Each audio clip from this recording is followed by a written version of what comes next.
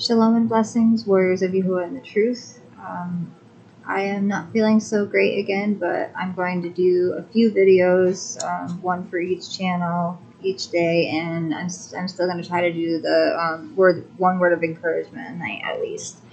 We are in CEPHER, the Millennium Edition, and then tomorrow I'm going to do Magisterium. We are in 1 Maccabees or Maccabeum Rishon 4. Then Gorgias took 5,000 footmen and 1,000 of his best horsemen, and removed out of the camp by night or Lila, to the end he might rush in upon the camp of the Yahudim and smite them suddenly. And the men of the fortresses were his guides. And now when Yehudah heard thereof, he himself removed, and the valiant men with him, that he might smite the king's army which was at Yemim, while as yet the forces were dispersed from the camp. In the mean season came Gorgias by night or Lila into the camp of Yehudah, and when he found no man there, he sought them in the mountains. For said he, these fellows flee from us. But as soon as it was yom or day, Yehudah showed himself in the plain with 3,000 men, who nevertheless had neither armor nor swords to their minds. And they saw the camp of the heathen, that it was strong and well harnessed, and compassed round about with horsemen, and these were expert of war. Then said Yehudah to the men that were with him, Fear ye not their multitude, neither be ye afraid of their assault. Remember how our fathers were delivered in the Red Sea, when Pharaoh pursued them with an army. Now therefore let us cry unto Shamayim, or heaven, if perchance Yahuah will have mercy upon us, and remember the covenant of our fathers, and destroy this host before our face this yom or this day, that so all the heathen may know that there is one who delivers and saves Yasharal. Then the strangers lifted up their eyes and saw them coming over against them. Wherefore they went out of the camp to battle, but they that were with Yehudah sounded their shofars, or their trumpets. So they joined the battle, and the heathen, being discomfited, fled into the plain. Howbeit all the hindmost of them were slain with the sword. For they pursued them unto Gazam, and unto the plains of Edom, and Ashdod, and Yavneal, so that they were slain of them upon 3,000 men. This done, Yehudah returned again with his host from pursuing them, and said to the people, Be not greedy of the spoil, inasmuch as there is a battle before us, and Gorgias and his hosts are here by us in the mountain. But stand ye now against our enemies, and overcome them, and after this ye may boldly take the spoils. As Yehudah was yet speaking these words, there appeared a part of them looking out of the mountain, who when they perceived that the Yahudim had put their host to flight, and were burning the tents for the smoke that was seen declared what was done. When therefore they perceived those things, they were sore afraid, and seeing also the host of Yehudah in the plain ready to fight, they fled every one into the land of strangers. Then Yehudah returned to spoil the tents, where they got much gold and silver and blue silk and purple of the sea and great riches. After this they went home and sung a song of thanksgiving and praised Yahuah in heaven or the Shamayim, because he is good, because his mercy endures forever. Thus Yasharal had a great deliverance that day. Now all the strangers that had escaped came and told Lysias what had happened, who, when he heard thereof, was confounded and discouraged, because neither such things as he would were done unto Yasharal, nor such things as the king commanded him would come to pass. The next year, therefore, following Lysias, gathered together 70,000 choice men of foot, and 5,000 horsemen, that he might subdue them.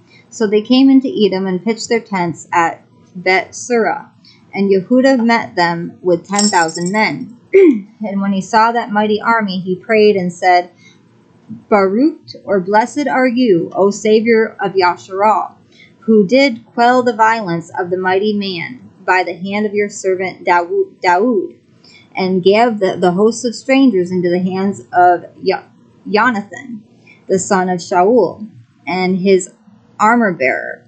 Shut up this army in the hand of your people Yasharal, and let them be confounded in their power and horsemen. Make them be of no discourage, and cause the boldness of their strength to fall away, and let them quake at their destruction. Cast them down with the sword, and let them love you, and let them that love you, and let all those that know your name praise you with thanksgiving. Amen.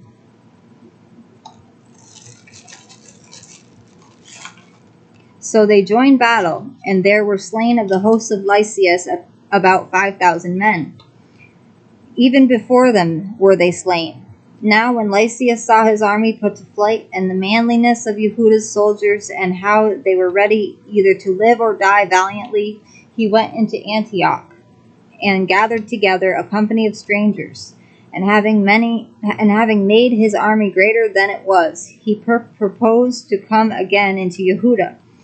Then said Yehudah and his brethren, Behold, our enemies are discomfited.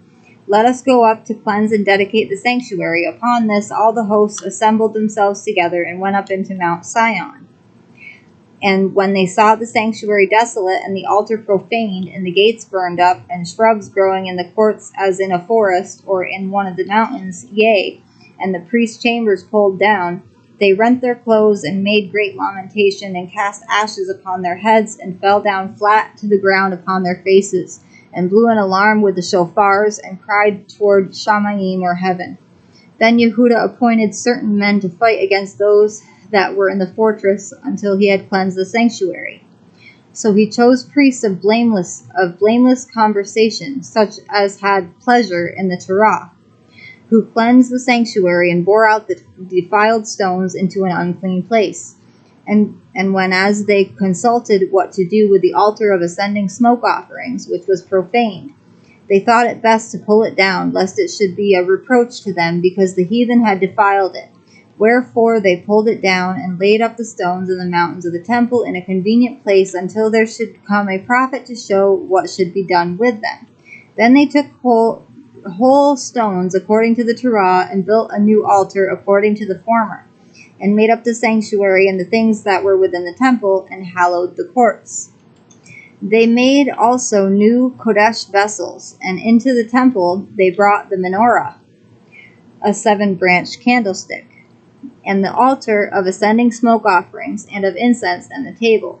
And upon the altar they burned incense, and the lamps that were upon the menorah they lighted, that they might give light in the temple. Furthermore, they set the loaves upon the table, and spread out the veils, and finished all the works which they had begun to make. Now on the 25th day of the 9th month, which is called the month Kislev, in the 140th and 148th year, they rose up early in the morning, in the Yom, and offered sacrifice according to the Torah upon the new altar of ascending smoke offerings which they had made.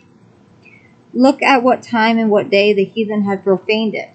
Even in that was it dedicated with songs and cisterns and harps and cymbals. Then all the people fell upon their faces, worshipping and praising the Elohim of Shamayim, or heaven, who had given them good success. And so they kept the dedication of the altar 8 days, and offered ascending smoke offerings with gladness, and sacrificed the sacrifice of deliverance and praise.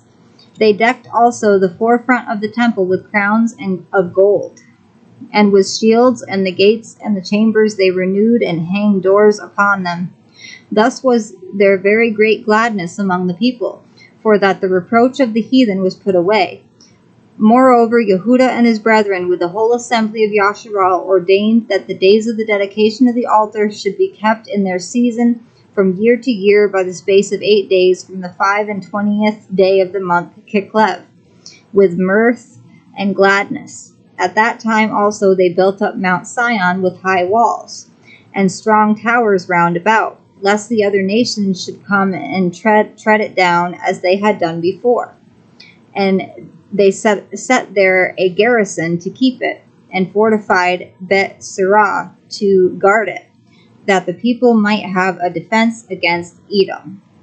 And that's the end of 1 Maccabees chapter 4. Next time we'll go on to chapter 5. I think this one's a pretty long chapter. I'm not sure. Let me see.